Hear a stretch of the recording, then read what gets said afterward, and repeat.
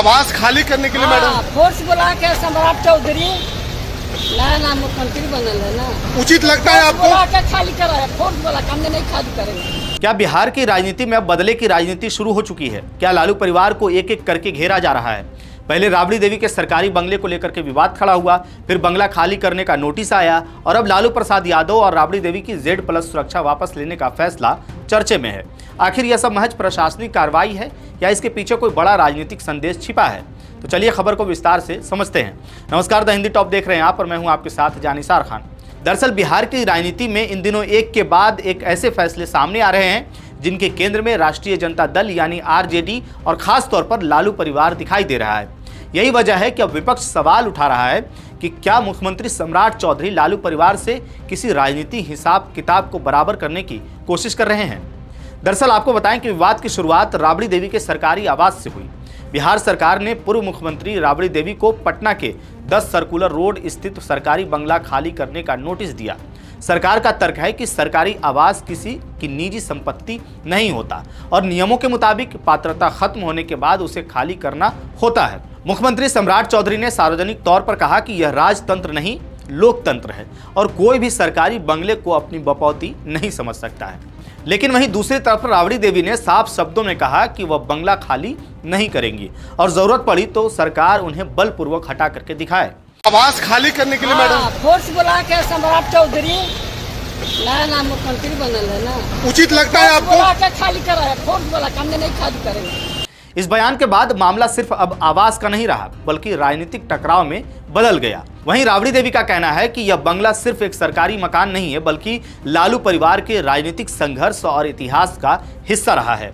वहीं RJD नेताओं का आरोप है कि सरकार विपक्षी नेताओं को निशाना बना रही है। लेकिन अब इस विवाद के बीच एक और बड़ा फैसला सामने आया है। बिहार सरकार ने लालू प्रसाद यादव और राबड़ी देवी की Z+ सुरक्षा वापस लेने का फैसला किया है। सरकारी आदेश के मुताबिक दोनों नेताओं को अब बिहार स्पेशल आर्म्ड पुलिस यानी BSAP के जरिए सुरक्षा दी जाएगी। साथ ही तेज प्रताप यादव की Y श्रेणी की सुरक्षा भी वापस ले ली गई है। हालांकि नेता प्रतिपक्ष तेजस्वी यादव की Y+ सुरक्षा में कोई बदलाव नहीं किया गया है। सरकार का कहना है कि यह फैसला VIP सुरक्षा व्यवस्था की नियमित समीक्षा के बाद लिया गया है। अधिकारियों के अनुसार सुरक्षा श्रेणियों की समय समय पर समीक्षा होती रहती है और उसी प्रक्रिया के तहत यह निर्णय लिया गया है। लेकिन सम्राट सरकार के इस लिए गए फैसले के समय पर भी सवाल उठ रहे हैं। वहीं विपक्ष इसे सामान्य प्रशासनिक प्रक्रिया मानने को तैयार नहीं है। RJD समर्थकों और कई विपक्षी नेताओं का सवाल है कि आखिर बंगला विवाद के तुरंत बाद सुरक्षा घटाने का फैसला क्यों लिया गया?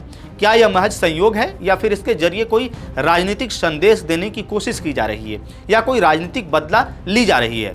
और यहीं से सबसे बड़ा राजनीतिक सवाल भी खड़ा होता है कि क्या सम्राट चौधरी सरकार सिर्फ नियमों को लागू कर रही है या फिर बिहार की सत्ता बदलने के बाद लालू परिवार के प्रभाव को प्रतीकात्मक रूप से चुनौती दे रही है? दिलचस्प बात यह भी है कि हाल के दिनों में मुख्यमंत्री सम्राट चौधरी ने बिना नाम लिए कई बार लालू परिवार पर निशाना साधा। उन्होंने कहा कि मां को एक बंगला चाहिए और बेटे को दूसरा बंगला चाहिए और यह भी कहा कि लोकतंत्र में सरकारी संपत्ति को कोई विरासत की तरह नहीं रख सकता है। इन बयानों को सीधे तौर पर राबड़ी देवी और तेजस्वी यादव पर हमला माना गया। अब सवाल सिर्फ एक बंगले का या सुरक्षा का नहीं रह गया है। सवाल यह है कि क्या बिहार में आगामी चुनावी माहौल बनने से पहले सत्ता और विपक्ष के बीच टकराव का नया अध्याय शुरू हो चुका है?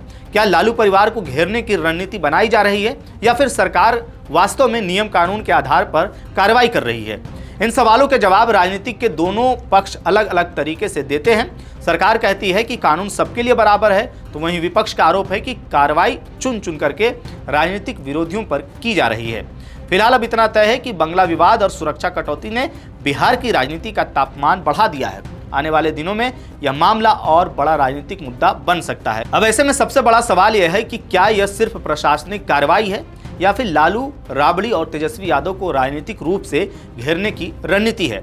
अपनी राय कमेंट में हमें जरूर बताइएगा। मेरा नाम है जानिसार खान, आप देख रहे हैं द हिंदी टॉप। वीडियो अच्छी लगे तो चैनल को सब्सक्राइब कीजिएगा और हमें इंस्टा, फेसबुक और X पर भी फॉलो कीजिएगा।